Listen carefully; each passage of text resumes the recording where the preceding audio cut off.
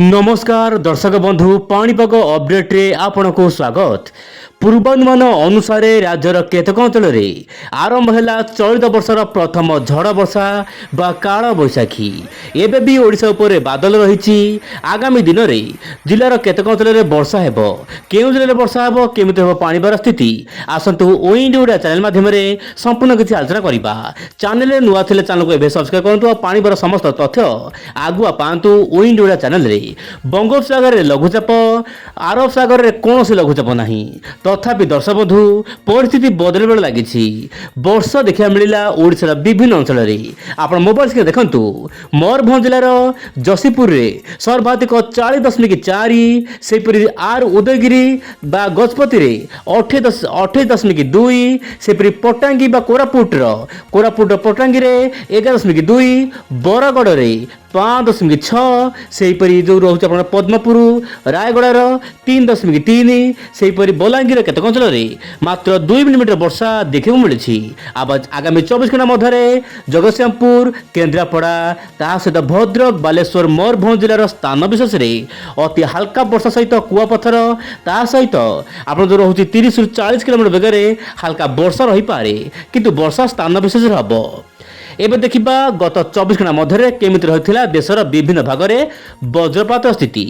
आप देखो दर्शक बंधु पश्चिमबंग सहित आंध्र प्रदेश किसी जिला, छत्तीसगढ़ सहित तेलंगाना किसी जिला, मध्य प्रदेश सहित राजस्थान किसी जिले में देखा मिली वज्रपात, जहाँकि रेड रंगल यह बिंदु दर्शाऊ कि आरंभ हो सारी काल बैशाखी मिजाज। तेज दर्शक बंधु ओइंडी ओडिया चैनल रे आपन को जो अपडेट मिलूला यह सठिक थिला ना संपूर्ण भूल थिला, आप मत प्रकाश करंतु आज वीडियो माध्यम। दर्शक बंधु आपणकर कमेंट आहरी भल भल वीडियो एवं भल भल अपडेट देवाकू, सठिक अपडेट देवाकू चेष्टा करी निश्चय उपरे। एवं देखा वायुर चलन कौन रही। दर्शक बंधु ओइंडी ओडिया चैनल गत 10 दिन धरी लगातार समस्त वीडियो पूर्वानुमान करथिला कि आसुची वर्षा, यही जिले में वर्षा, यही राज्य में वर्षा, ताहा मत सठिक है। आंचलिक पाणीपाग सूचना देला समस्त ओडिशार किछि जिले में वर्षा हेबो, जहाँपाई कि सुवर्णपुर, संबलपुर सबुठी हल्का फुल्का वर्षा देखा मिला। वर्तमान लघुचाप अंडमान निकोबार द्वीपपुंज केन्द्रीभूत होइछि एवं यार प्रभाव में अंडमान निकोबार द्वीपपुंज प्रबल वर्षा देखा मिलुछि, किंतु उत्तर पूर्व एवं सामुद्रिक वायु मिलन हेतु सामुद्रिक वायु वर्तमान समय मिलन होउछि उत्तर पूर्व वायु प्रभाव में, जहाँपाई कि आप देखंतु जो रोची बालेश्वर बाहानागा, सोर, भद्रक वासुदेवपुर, एपटे पारादीप ता सहित जो रोची भद्रक धामरा ता सहित दर्शक बंधु केन्द्रापड़ार पटामुंडाई ता सहित जम्बू यही सब स्थान मान हल्का फुल्का वर्षा रही पारे।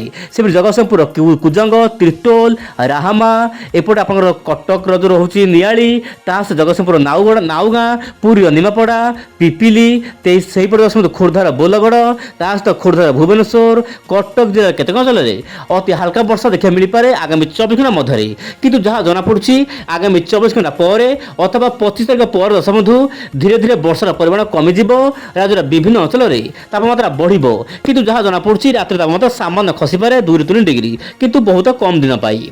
आगामी 24 घंटा मध्य देखा मॉडल कौन रही पूर्वानुमान। आगामी 24 घंटा मध्य मॉडल आकलन अनुसार पश्चिमबंग, झारखंड, बिहार किसी अंचल ता सहित तेलंगाना, ओडिशा एवं आंध्र प्रदेश किसी अंचल ता सहित गोवा आखपाख अंचल में अति हल्का फुल्का वर्षा देखा मिल पारे, किंतु अंडमान निकोबार द्वीपपुंज अति प्रबल अति प्रबल स्थान विशेष एक्सट्रीमली रेनफॉल हो पारे बोली जहाँ वर्तमान जीएफएस मॉडल आकलन करुछि। एही भली पाणीपाग अपडेट पाई आपण चैनल सहित जड़ित होई रहंतु। चैनल को एबे सब्सक्राइब करंतु।